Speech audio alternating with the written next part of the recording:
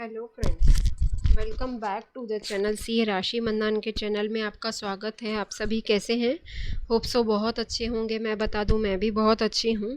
इसके previous lecture में मैंने 5 क्वेश्चंस डिस्कस कर लिए हैं 3.1 एक्सरसाइज के, जो हमारा ये टॉपिक चल रहा है। तो जिसको भी अगर वो 5 क्वेश्चंस देखने हैं तो वो पहले प्रीवियस लेक्चर देख सकते हैं। अभी हम क्वेश्चन नंबर 6 जो है डिस्कस करने वाले हैं। तो सबसे पहले क्वेश्चन नंबर 6 बोल रहा है फाइंड एसकेपी यानी coefficient of skewness for the following set of observations. ये अपन को दिए हुए हैं सेट ऑफ ऑब्जर्वेशंस, ठीक है। और ये टोटल हमको 11 नंबर दिए हुए हैं। तो हम सॉल्व करना स्टार्ट कर लेते हैं। कैसे हम ये निकाल सकते हैं? तो सबसे पहले हमें इन सब का टोटल करना ज़रूरी रहता है, ठीक है।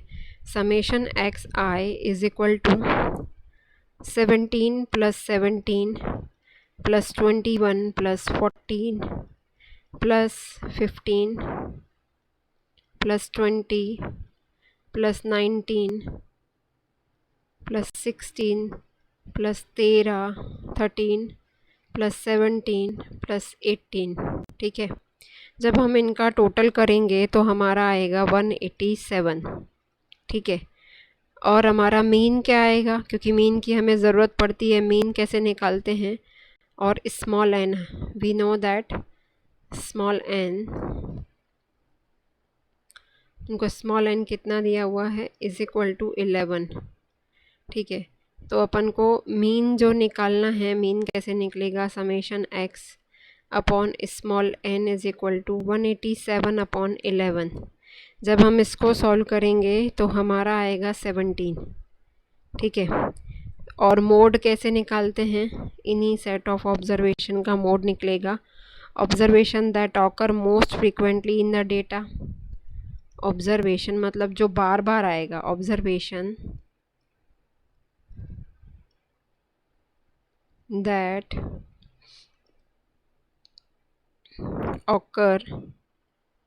occurs most frequently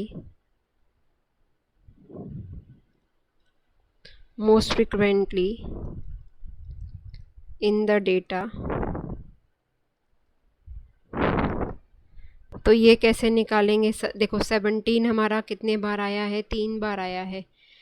बाकी कोई ऑब्जर्वेशन रिपीट नहीं हुए हैं, तो ये 17 हो जाएगा। मोड मतलब अपन का 17 आ गया। So SK P is equal to कैसे निकालते हैं? अगर हम मीन में से मोड को माइनस करते हैं और स्टैंडर्ड डेविएशन का डिवाइड करते हैं तो हमारा क्या आ जाता है? एसकेपी, ठीक है। तो ये दोनों 17 है। 17 में से अगर 17 जाएगा स्टैंडर्ड डेविएशन, तो ये हमारा क्या आ गया? एसकेपी आ गया 0। SKP is equal to 0। ये हमारा आंसर आ गया। Next question number 7, calculate SKP for the following set of observations of the yield of wheat in kg from 13 plots, ठीक है। अपन को क्या निकालना है? कोएफिशिएंट ऑफ स्कीवनेस निकालना है। ये जो सेट ऑफ ऑब्जर्वेशन दिया हुआ है, तो अपन सॉल्व करना स्टार्ट कर लेते हैं।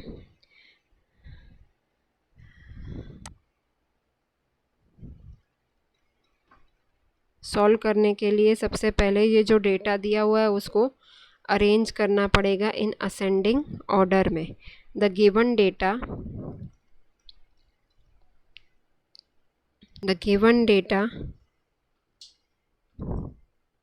can be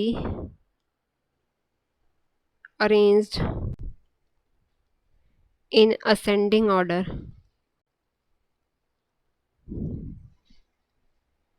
as follows। in ascending order as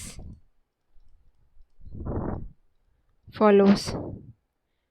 इसको हम असेंडिंग ऑर्डर में अरेंज कर देंगे। 3.5, फिर 3.5, फिर 3.5, 3.6, 3.6, 4.2, 4.6, 4.7, 4.7, 4.8, 5.1, 5.2, 5.5। ठीक है, अपन टोटल नंबर कितने हैं अपन के पास here, n is equal to 13। ठीक है, सो Q1 निकालेंगे हम, वैल्यू ऑफ n+1/4 टर्म। ठीक है, तो इसमें जब हम वैल्यू निकालेंगे इसकी, वैल्यू ऑफ 13 + 1/4 टर्म, जब इसको सॉल्व करेंगे तो इसका आएगा आंसर हमारा 3.50। 3.50 इतने नंबर का टर्म कैसे निकलता है? पहले value of third observation,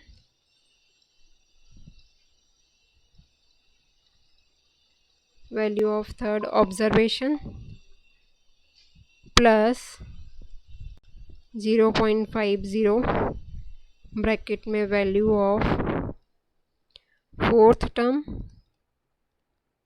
minus value of third term.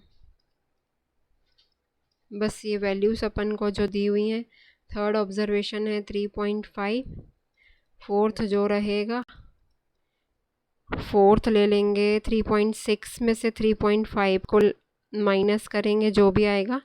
तो जब हमने इसको सॉल्व किया तो Q1 आया है मेरा 3.55। ठीक है, अब नेक्स्ट अपन को Q2 निकालना है। Q2 निकालेंगे कैसे? Q2 class, Q2 is equal to value of 2n+1/4 term. Same इसी प्रोसेस से अपन Q2 भी निकालेंगे। तो Q2 की वैल्यू मेरी आई है 4.6। ठीक है, नेक्स्ट अपन को Q3 भी चाहिए है। Q3 भी हम ऐसे ही निकाल लेंगे। Q3 is equal to value of, बस मल्टीप्लाई अपन को 3 का करना पड़ेगा, n+1/4 टर्म। जब इसको सॉल्व करेंगे तो मेरा Q3 इज इक्वल टू आएगा 4.95। ठीक है, बस वैल्यूज़ को पुट कर लेंगे हम अपनी। Q3 + Q1 - 2Q2 upon Q3 - Q1, 4.95 + 3.55 -2 × 4.6 upon 4.95 - 3.55। जब अपन इसको सॉल्व करेंगे तो ये आएगा माइनस में आंसर, जो वैल्यू आई 0.5 आई। ठीक है, तो एस के बी का आंसर आ गया माइनस में 0.5। अब ये लास्ट क्वेश्चन है जो हम देखेंगे, question number 8। For a frequency distribution Q3 - Q1 - Q2 is equal to 90 and Q2 - Q1 is equal to 120 दिया है। तो अपन को क्या निकालना है? Find S K B. Find S K B निकालना है अपन को। बस इसी डेटा का यूज़ करके हम इसको सॉल्व कर सकते हैं। सॉल्व करेंगे, बहुत छोटा क्वेश्चन है। देखेंगे क्या क्या गिवन है। Given Q3 - Q2 is equal to 90 and Q2 - Q1 is equal to 120। ठीक है, एस के बी निकालना है। S K B is equal to Q3 + Q1 - 2Q2 upon Q3 - Q1। जब इसको सॉल्व करेंगे, Q3 + Q1 - Q2 - Q2, क्या हम इसको दो बार लिख सकते हैं? यस, लिख सकते। उसके बाद Q3 - Q1 plus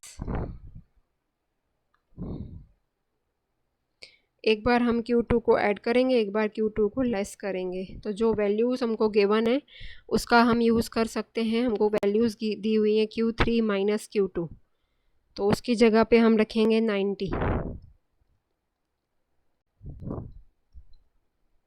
plus minus Q2 minus Q1 upon, इसको थोड़ा अरेंज करना पड़ेगा क्योंकि जो वैल्यूज़ दी हुई हैं वो हमारी कैसे यूज़फुल हो पाएंगी, plus Q2 minus Q1, 90 minus 120, 90 plus 120, ये आंसर आएगा -30 अपॉन 210। इसको जब सॉल्व करेंगे 3 1 जा 3 7 जा, तो इसका वैल्यू आएगा माइनस में -0.1429। सो SKB इज़ इक्वल टू -0.1429, ये वैल्यू आ गई। ठीक है, यहाँ पे ये हमारी एक्सरसाइज यहाँ पे एंड होती है। नेक्स्ट वीडियो में नेक्स्ट अपन एक्सरसाइज करेंगे। Thanks for watching and thanks for support.